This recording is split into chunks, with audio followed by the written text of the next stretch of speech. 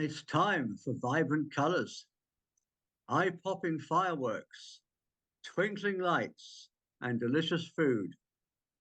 Ready? Then welcome to Diwali, the Hindu Festival of Lights, which falls this year on November the 12th.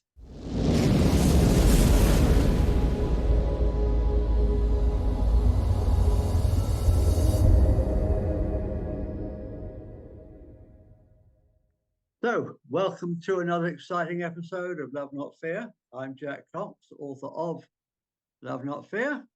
This is it, and I thoroughly recommend Jack's book, Love Not Fear. As do I. Look at this, Love Not Fear. Oh, we both got our copies. It's in stereo tonight. Thank you both. Thank you very much. And I'm with my gorgeous co-host Annie Day, who's written two scrumptious books. Orgasmic Health and Your Guide to Feeling Fabulous Fast. And my good friend Andrew, who's written All You Need Is Love. La Love la is all la you la need. la. All you need Need is is love. love. Love. Love is all Love you is all need. you need. Well done. It's a book of poems and essays about the wonderful subject of love in all its different formats. Perfect. Lovely little book, Andrew. So Diwali, or Diwali, I don't know how you pronounce it, always falls on the 15th day of the Hindu lunar solar month of Kartik. Diwali marks the triumph of light over darkness, which is strange as India is in the northern hemisphere. But perhaps as the world is being plunged into darkness, it's important to celebrate the inner light. Diwali takes place annually. It's a 5-day celebration. Indeed. Marking the Hindu New Year. So it roughly coincides with the Irish festival of Samhain, which marks the Celtic New Year. In fact, there are so many similarities between Hinduism and Celtic paganism that many scholars believe the Celts originated in India. Yeah. Which is also my belief. It is associated with themes of happiness, wealth, prosperity, and warmth. Diwali, also known as Deepawali, is India's biggest and most important holiday of the year. The festival gets its name from a row of clay lamps, Deepa, that Indians light outside their homes to symbolize the inner light that protects from spiritual darkness. There's a lot of similarities here with Samhain that we talked about last week. Over the centuries, Diwali has become a national festival that's also enjoyed by non-Hindus. For instance, in Jainism, Diwali marks the nirvana or spiritual awakening of Lord Mahavira on October the 15th, 527 BCE. In Sikhism, it honors the day that Guru Hargobind, the sixth Guru in Sikh tradition, was freed from imprisonment. The foundation stone of the Golden Temple of Amritsar, the most holy place in the Sikh world, was laid on Diwali, 1577. Buddhists in India celebrate Diwali as well. Indeed, variations of Diwali are celebrated by adherents of many other faiths. Yeah, it's celebrated in Muslim countries as well. Yeah. The Jains observe their own Diwali, which marks the final enlightenment of Lord Mahavira, as I've just said. Jains celebrate the moment he reached the state of moksha, which is their word for nirvana. Yeah. Mahavira was born to a royal family, and he renounced the world at an early age to become a monk. He preached for 30 years and achieved enlightenment on the night of Diwali. Mahavira's teachings have inspired millions of people across the world, and his legacy continues to live on to this day.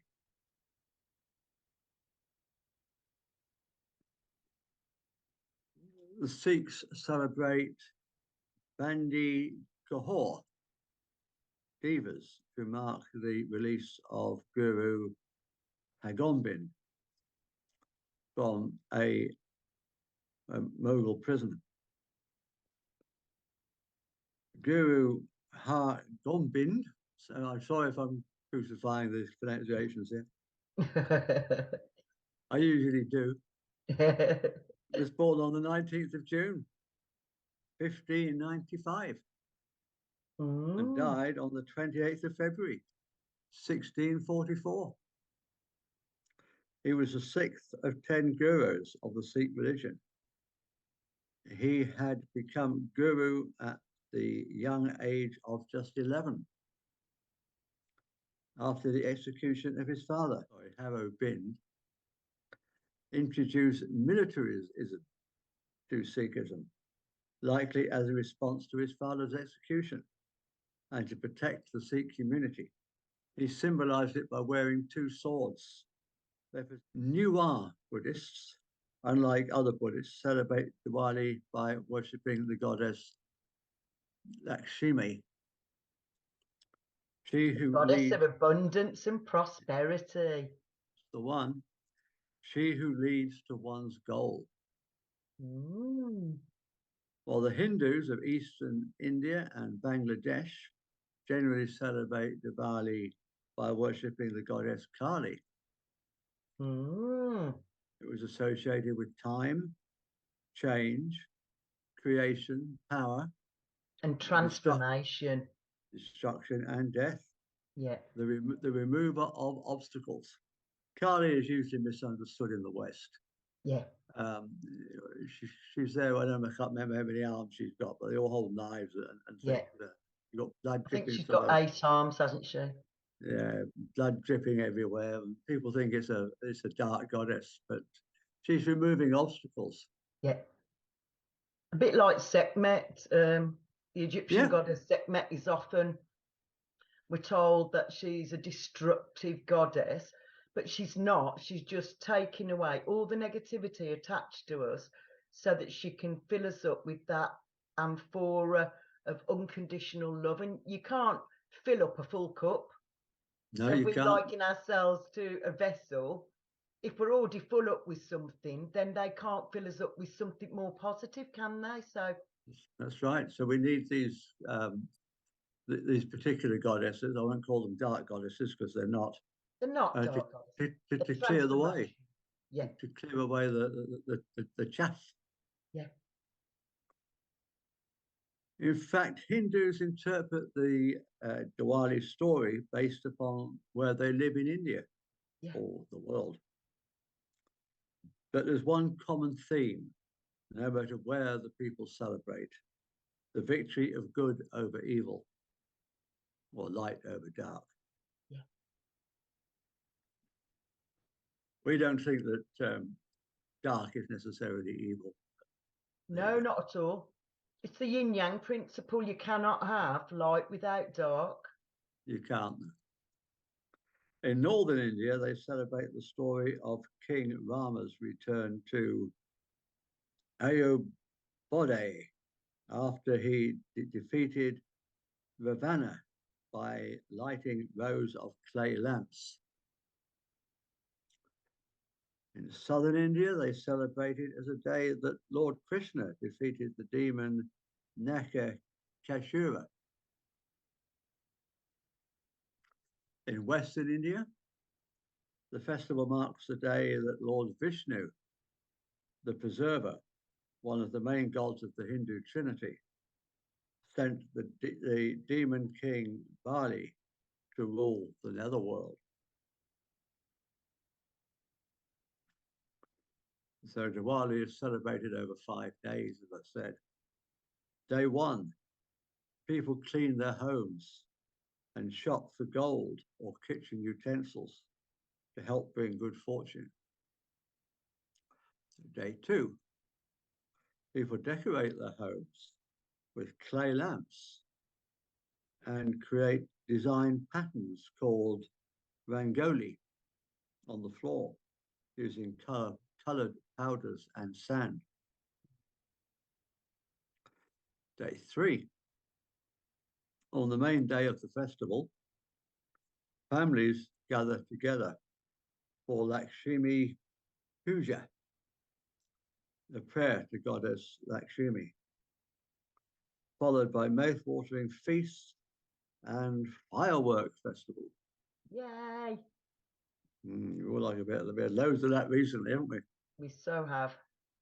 Day 4, this is the first day of the new year, when friends and relatives visit with gifts and best wishes for the season.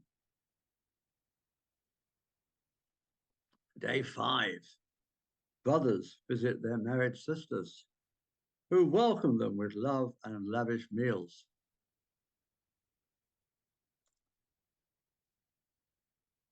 During Diwali, celebrants illuminate their homes, temples, and workspaces with diyas, oil lamps, candles, and lanterns.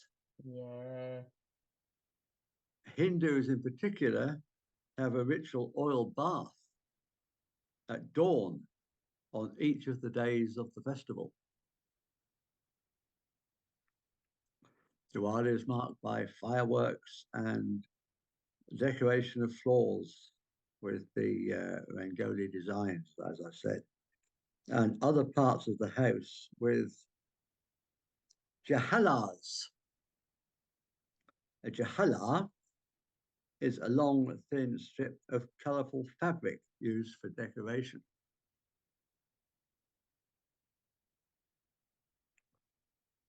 Food is a major focus, with families partaking in feasts and sharing. Sharing mithai. A mithai is an Indian sweet confection, primarily made from ingredients such as flour, milk, sugar, nuts, and ghee. Yeah. Before the commercial era, countless hours were spent at home preparing these sweet treats. Yeah. The festival is an annual homecoming and bonding period, not only for families, but also for communities and associations, particularly those in urban areas, which will organize activities, events, and gathering. Many towns organize community parades and fairs with parades of music and dance and performances in the park. Some Hindus, Jains, and Sikhs will send Diwali greeting cards to family members near and far during the festive season, occasionally with boxes of Indian confectionery. Another aspect of the festival is remembering the ancestors, just like we do here at Samhain. Lakshmi is one of the principal goddesses in Hinduism. She is the goddess of wealth, fortune, power, beauty, fertility, and prosperity. It was also associated with Maya, illusion. We talked about that in our show the other week, didn't we, about separateness, the illusion of separateness, along with Parvati and Saraswati. She forms the trinity of Hindu goddesses, the triple goddess. Yeah. Diwali is generally a time for visiting, exchanging gifts, wearing new clothes, feasting, feeding the poor, and setting off fireworks. Such displays have been restricted to limit noise and other environmental pollution. Gambling, especially in the form of card game, is encouraged as a way of ensuring good luck in the coming year, and in remembrance of the games of dice played by Shiva and Parvati on Mount Kailasha. Or similar contests between Radha and Krishna, ritually in honor of Lakshmi, the female player always wins. Because that's the way, I like it, No, there's echoes there of the Roman celebrations, isn't there, with the card games? There's nothing new under the sun, really. Not at all, darling. For many people, Diwali honors the Hindu goddess of wealth, Lakshmi. The lights and lamps are said to help Lakshmi find her way into people's homes, bringing prosperity in the year to come.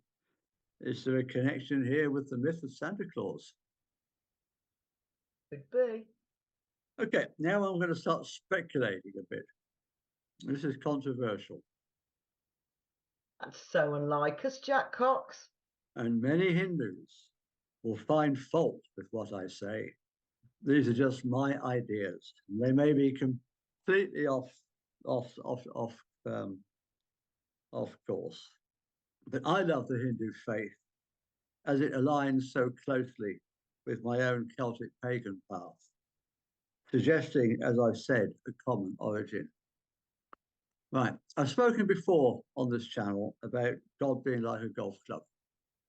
Yep. And if you've missed that analogy before, you've said it 3 times. So if they've missed it in one program, they must have caught it on another, I'm sure. Well, I should go through it again briefly.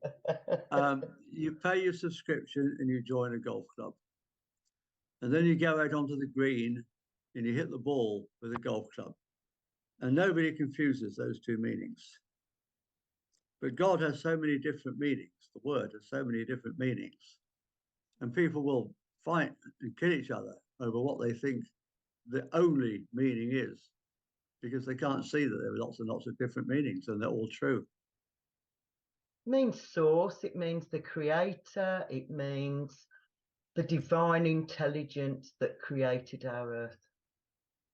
Well, in my personal view. Yeah, well, that's just one meaning. It can also mean the archetypes in a Jungian sense. It can also mean ancient aliens who our ancestors mistook for gods and worshipped as gods.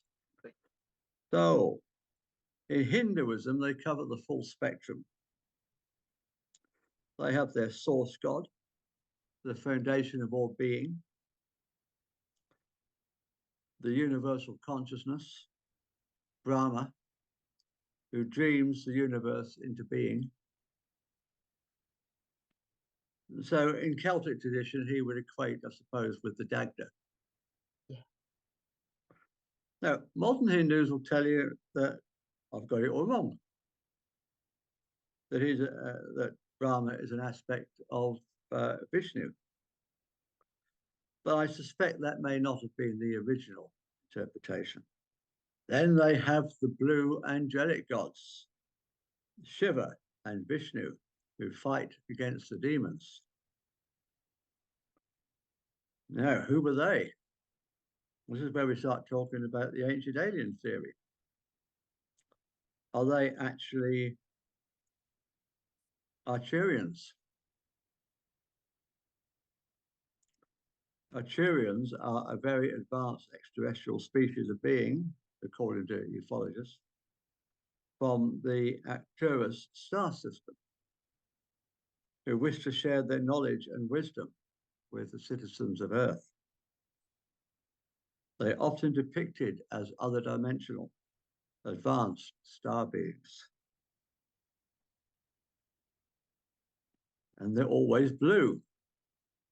Arcturians are said to be loving and peaceful beings who are willing to communicate and work with any soul that wishes to travel with them to a higher level of consciousness.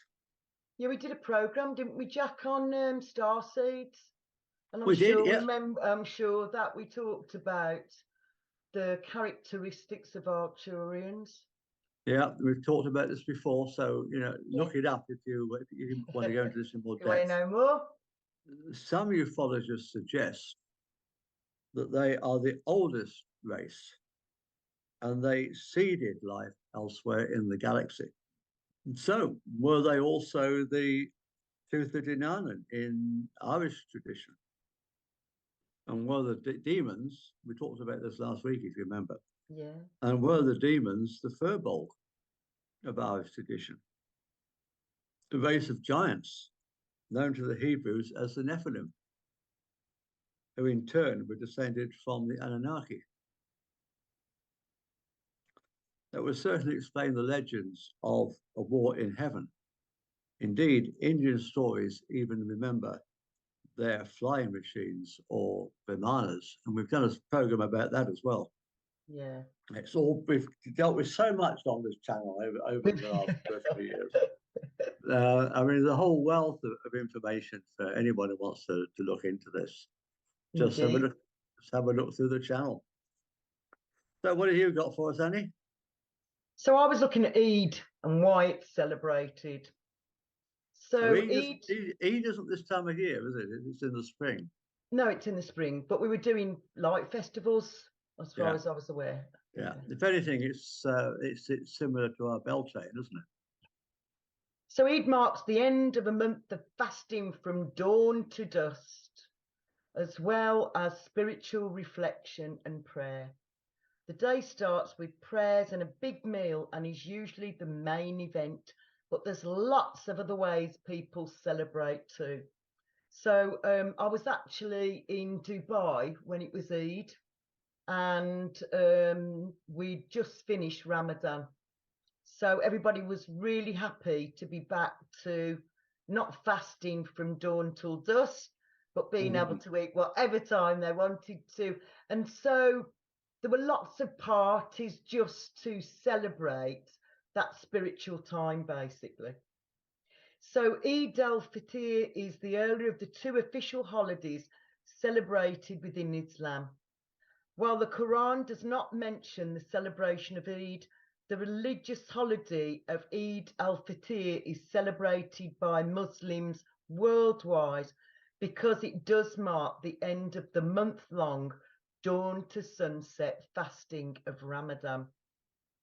Masood Ahmed, a member of the Muslim Council of Britain, says that Eid is a time of celebration after accomplishing one of the most important religious duties, fasting during the month of Ramadan.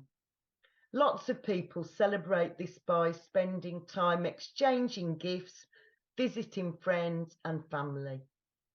He adds that you shouldn't be surprised if you see lots of people hugging in the street as part of Eid celebrations. Men will hug other men as a sign of friendship, and women will do the same with fellow women. If you go out on the street now at Eid, strangers and anybody they come across, they will hug them. The whole idea is that whoever you meet, you create a feeling of goodwill. Any feeling of animosity are put aside. While there are lots of things that everyone will do at Eid, with approximately 2 billion Muslims across the earth, it is not surprising that people can have some very different ways of celebrating this holy festival. Sweet treats and other foodstuffs, much like Diwali. Eid al-Fitr is sometimes referred to as the sugar feast with very good reason. As a large constituent part of the meal one eats at the festival is desserts such as gulab jams, which are sweet coconut balls. Different countries around the world have different favourites, such as in Greece and Turkey, it is baklava. So baklava, for anybody who doesn't know already, is made from phyllo pastry, honey, almonds, and sweet oranges, and it's layered. And it is one of the most sweet desserts you could ever wish to eat. So classic Turkish sweets in Turkey, such as baklava and Turkish delight, are given to friends, family and neighbours as a present during Eid, or Seki Barami as it's commonly known in this country. Iraq and Saudi Arabia. The eating of dates is a very important part of both Ramadan and Eid, as they are a popular snack eaten at the pre-dawn meal before the fast, called the suhoor. In these two countries, though, they are of particular significance. Lots of people will bake clichés, which are rose-flavoured biscuits that contain a filling of nuts and dates. Both Iraqi and Saudi Arabians consider them to be their national cookie. Yemen. Bint al-Sahan is the preferred Yemeni sweet. In English, it's sometimes called honey cake and is topped with nigella seeds in the Yemen. As for the savoury offerings in Russia, which has a long-standing passion for all things dumplings, manti is a popular thing to eat at Eid. They're usually stuffed with some sort of seasoned meat. In China, yu qiangang, flour, water and yeast patties fried in oil, are either given as a gift or eaten as part of the Eid festival. In Bangladesh, korma is traditionally eaten, as well as various savoury pittas that are shared with family and friends. Singapore. Singapore is not a Muslim majority country, but it has many ties to its neighbouring nation of Malaysia, which does have a Muslim majority population. So naturally, celebrations do occur in this Southeast Asian cosmopolitan, but more so in the district of Galang Serai. Unlike most Muslim countries from around the world, Eid is not a common term. Rather, in Singapore and in Malaysia, it's referred to as Hari Raya or Hari Raya Adfitri, which means something similar but in the Malayan language. The celebrations begin at the same time as Eid, but will last a little bit longer and will include many night markets, bazaars, grapefruit, foods and treats on offer, as well as fireworks. While there are a few differences on how Eid, or rather Hari Raya, is celebrated in Singapore, what remains is the emphasis on family gatherings. In Egypt, Eid is a 3-day public holiday and begins early in the morning on the first day with traditional prayers. The old and young often reap the most during this joyous time, as on the first day, families will make it a point to visit elderly family members and to spend quality time with them. On the other hand, young children will receive a little money from all of those who are older than them. Instead of family gatherings occurring just at home, Egyptians enjoy heading out to the parks, gardens and zoos to enjoy the festivities with those in their local community, enjoying both fireworks and bonfires. Saudi Arabia. Eid celebrations in Saudi Arabia are very similar to the rest of their neighbouring nations in the Middle East. After special Eid prayers, family and friends tend to gather with the children to enjoy traditional feasts of mughal, which is spiced lamb with tomatoes, jarish, ground wheat mixed with meat and spices, and many delicious sweet honey treats. Some of the desserts on offer include honey and date cookies, Turkish delight, another reason for why Eid is often referred to as the sugar feast, or more specifically in this region as sweet Eid. With all the sweetness on the menus, it's no surprise that Eid is a joyous time, especially for children. Even more so because children in Saudi Arabia are often given Eid gifts. These can include money, new clothes, toys, and all sorts of other goodies. On the first night of Eid, people celebrate by going out in their finest new clothes to see the fireworks and bonfires and wish those in their community Eid Mubarak. In contrast, another unique tradition includes leaving large quantities of rice and other foods outside the gates of those less fortunate as a way to give back and ensure that they too can celebrate, which I thought was a lovely idea.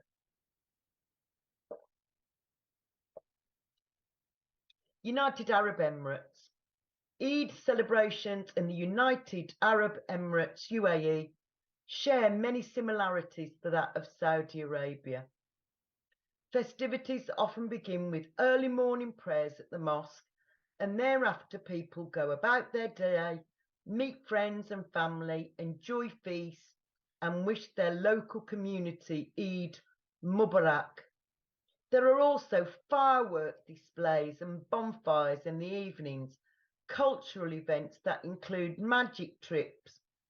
Sorry, I'll read that again. That include magic tricks, not trips, magic tricks, pop-up theme parks, dance shows, fire juggling, and spending quality time with each other. Happy Eid. During Eid, one of the most common things that you will hear people say to one another is Eid Mubarak. This literally means blessed Eid and is a way of expressing this celebration. You might also hear people locally saying Eid Saeed, which means happy Eid. Other countries have different greetings though. In Nigeria, people are likely to say Bala de Salah, which is the Hassa for happy Eid. In Malaysia, Eid is called Hari Raya. So to wish someone a happy Eid in Malaysia, you would say Selamat Hari Raya. Other traditions. There are some constituent parts of Eid al-Fitr that are recognised all over the earth. For example, one of the 5 pillars of Islam is giving to charity or zakat at Eid. At Eid, there is a specific type of charitable giving called Zakat al-Fitr, which can take place at the very end of Ramadan. However, it is recommended that this is given out in advance so that those in need who are less fortunate can also join in the celebrations of Eid. I thought that was a really sweet idea. I think that's lovely, yeah.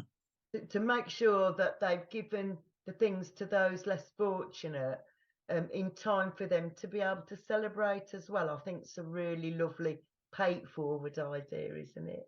That's beautiful. So as well as the universal traditions, there are some more quirky ones in different countries. One of these is in Afghanistan, where a popular Eid activity is to paint hard-boiled eggs and have a food fight with them in what is known as Tokmi Jangi. Everyone gets involved and the aim is to break your opponent's egg while keeping your egg intact. Sounds a bit like Ostara, doesn't it? It does, doesn't it? There's nothing new under the sun. No, all of our cultures are intermingled, aren't they? Of course they are. Additionally, the exact date of Eid can also vary depending on the sighting of the new moon, which is used to determine the start of the Islamic lunar month. Different countries and regions may use different methods to determine the sightings of the new moon, leading to further variation in the dates of Eid. Since Muslim festivals are based on the sightings of the moon, the first day of Dhul Hijjah and the exact date of Eid ul-Adha in different countries like Saudi Arabia, UAE, India, and Singapore has also been decided after the moon sighting. The Diwali in India, known as the Festival of Lights, is celebrated by millions of Hindus, Sikhs, and Jains around the world for 5 days every October and November, and welcomes new beginnings as well as the triumph of good over evil and light over dark. Interestingly, the word Diwali comes from Deepavali, meaning rose of light, which is why decorative lights and earthenware oil lamps in houses and on streets have become synonymous with festivities. They are said to invite the presence of the beautiful goddess that Jack's already talked about, Lakshmi, the goddess of wealth, while creating a backdrop for feasting among friends and family. This is closely linked to Eid. So St. Martin's Day in the Netherlands, a twist on traditional Halloween or Samhain. St. Martin's Day is celebrated on the 11th of November as a children's holiday primarily in the Netherlands, while its namesake is famed as a friend of children and a patron of the poor. Nowadays, Dutch children take to the streets at dusk with lighted paper lanterns, then go from door to door singing songs and receiving sweets. Helpfully, they know which houses are participated as lanterns are displayed on streets or in the windows. This is often a time of bonfires and firework displays. The Fête des Lumières in Lyon, France, is one of the oldest light festivals on the earth, dating back to 1643, when the city escaped the plague that was sweeping the rest of the world. Its inhabitants lit candles to give thanks to the Virgin Mary. Ever since, the festival has evolved into a large extravaganza every 8th of December, featuring a light installation and projections on some of the city's most iconic buildings. Tradition also dictates that every home decorates its windowsills with candles to create a spectacular event throughout the streets. So however you are enjoying festivals of light, have fun and set your intentions for the coming year. Oh, thank you for that, Annie. That was lovely. I really enjoyed it. I always like doing the research on it. Good. Have you got anything you want to add in there, Andrew? Just remembering coming back from my parents, they moved from the house where I grew up, and coming back through one of the main roads back towards where I used to live, and it said across the street, Happy Diwali, and I'd never heard of it before. So it must be going back about 30 years, but it was very near to where I used to go to school, and it was obviously very much the place where the Indian community within Bradford lived. Yeah. And my my friend's dad, he owned the jewelry, Indian jewelry emporium. It was a huge thing, huge concern at this very point. So maybe maybe my friend or his dad had got all this signage up in over the street. But the idea of a festival of lights, especially when we're going into this darker period, and the inner light. I was trying to find a poem earlier. I thought I've written a poem based on a lot of the George Harrison songs, but I didn't write one on the song The Inner Light, or if I did, I didn't note that that's what it was about, because I was going to read that if it existed. Because obviously George Harrison was very much into Indian culture. But I think any excuse to celebrate is a good idea. Yeah. And therefore, all these different traditions that we've talked about before, and all the other programs that you've referred to, and it's like the library at Alexandria before it burnt down is the Jack Cox show. It's all there. That's not good to say, Andrew. We're not going to burn down. No, we're not burning this one down. No, which ones, please? No, I wasn't. I was saying that the knowledge here is amazing. And if there's anything that you're interested in finding out more about, if there isn't a program, if you ask Jack, he'll probably do one for you. He'll make sure that we do a program. Yeah. Absolutely. Anything anybody wants to know. Well, if we don't know, we'll find out. We'll make a program about it. Yeah, absolutely. We want to find out ourselves if we don't already know. And like you said, Annie, the research, it's so detailed from the both of you. I don't bother now. I just wait for you to tell me. So it's a bit lazy for the regulars who watch, and I know there are a lot of people watch. And there's over 500 subscribers now. I know. 515. Amazing. 515. If you're watching this and you're not one of them, please do like, share, and subscribe. And ding the little bell so you'll see us when we do our next show. Ding the little bell. Ding the little bell. Now, I've got an idea for next week. Do you want to do something about tarot and oracle cards? Do you know anything about tarot? Because I deliberately avoid tarot. I'll tell you why, Jack. Because my auntie used to do tarot readings, and to be honest, the images, I know now that the hangman isn't anything terrible, and I know the death card isn't terrible, but as a small child, seeing those images just scared me to death. So I've never touched it since. So I know a lot about guidance cards and doing guidance card readings in all sorts of different ways, but I don't know anything about tarot. So if you do, you can be the boy that does the tarot. I'll do the guidance cards. Okay. Yeah, I've got quite a lot to say on that subject. Because I love tarot, and it just speaks to me. And I also do runes and guidance cards, so they're I don't know. They're what I've grown up with. Right. Did you say runes? Yeah. Right. You can talk about the runes. That'd be great. And guidance cards. I'm not going to talk just about cards. runes. That's rubbish. That's not at all entertaining, is it really? There's an awful lot to runes. Jack, do you not think I know that already? I got a massive book back. Well, it's not here. It's back in Stafford.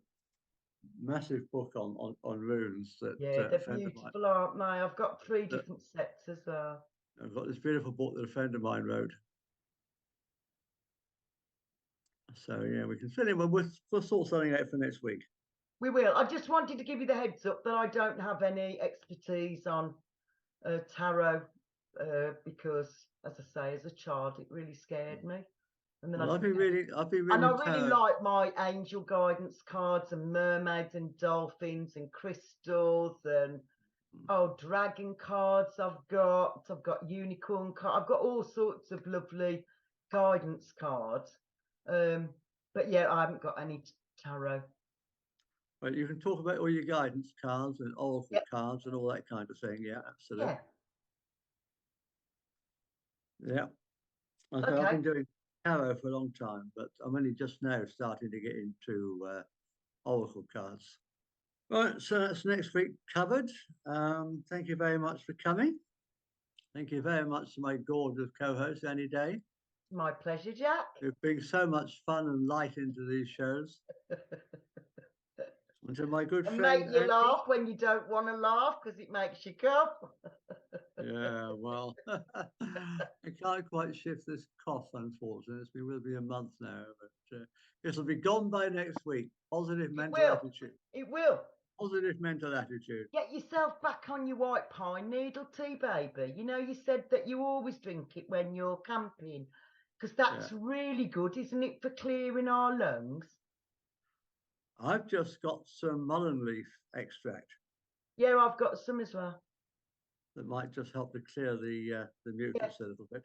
And if you're drinking white pine needle tea as well, that'll kick its bum out the way, won't it?